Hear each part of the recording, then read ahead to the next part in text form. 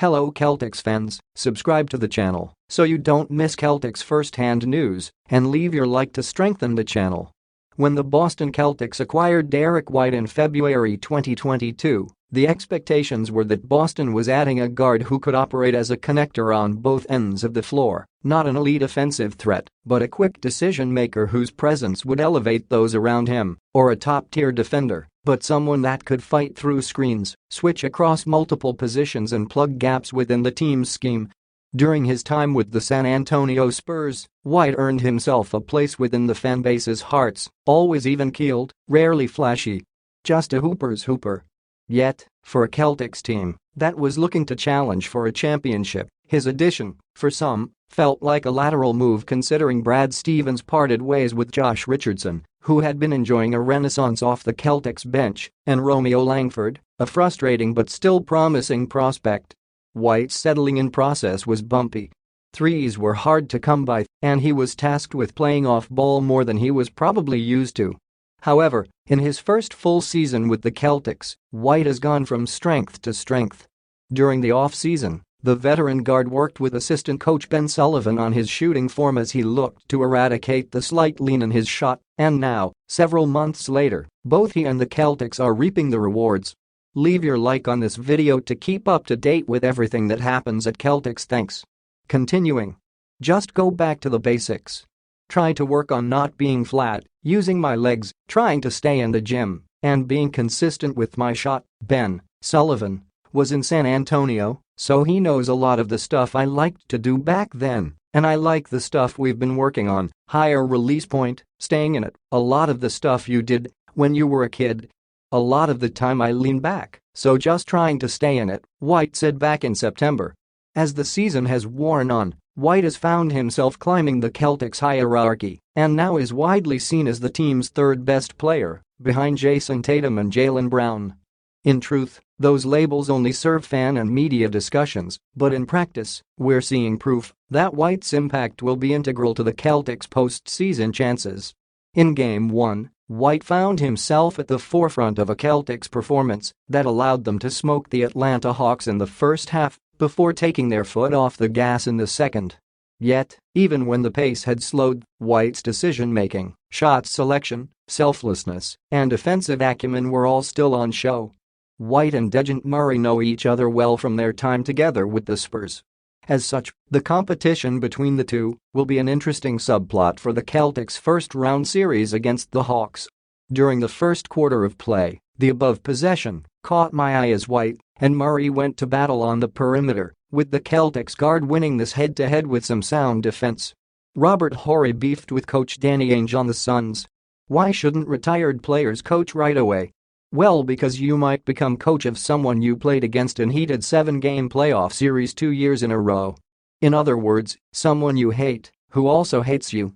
As was the case for Phoenix Suns coach Danny Ainge and ex-Houston Rocket Robert Horry. Although, there is an argument to be made that the opposite is true. Retired players should rush into coaching and hope to have an enemy on their team. And perhaps all players should hope to be coached by their enemy. Because this beef, while surely unpleasant for both parties in the moment, was good for Danny Ainge's image and was a career boon to Horry. I'll explain. In the video. Not here, there's no time. Bye. Written and produced by Clara Morris, directed and edited by Jiazhan Zhang. Among White's best defensive attributes is his ability to stay in front of quick, shifty guards, opening his hips and lowering his center of gravity to steady himself and allow for rapid changes of direction and/or lateral horizontal movements. Despite Murray looking to sell the crossover before driving to the rim, White remains locked in, challenging his former teammates' shot along with Robert Williams, who will always be a rim deterrent when healthy. A dump-off pass allows Clint Capella to score, but White's defense ensured the Hawks were under pressure to get a bucket with the shot clock winding down. In the playoffs, consistent pressure will usually pay dividends throughout the course of a game.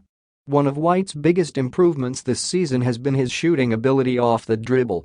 Throughout the regular season, 20.3% of White's shot attempts were pull-ups, with a conversion rate of 53.2% from two-point range and 35.1% from three. As such, you can feel confident when White looks to navigate a screen, before flowing into his shooting motion.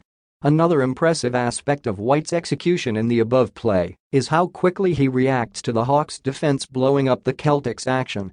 To begin the possession, it appears as if Boston is going to run something out of their Chin or UCLA series, with the only difference being whether the off-ball cut is ball side or non-ball side. As Atlanta cancels Tatum's cut, White instantly pops onto the perimeter, receives a pass, and flows into an Al Horford screen before entering his shooting motion and subsequently draining a pull-up jumper. Nevertheless, we saw more than just defense and scoring during White's stellar outing against the Hawks. A key factor in coming through the Greg Popovich system is learning the value of cutting without the ball and the opportunities that type of movement can generate for those around you.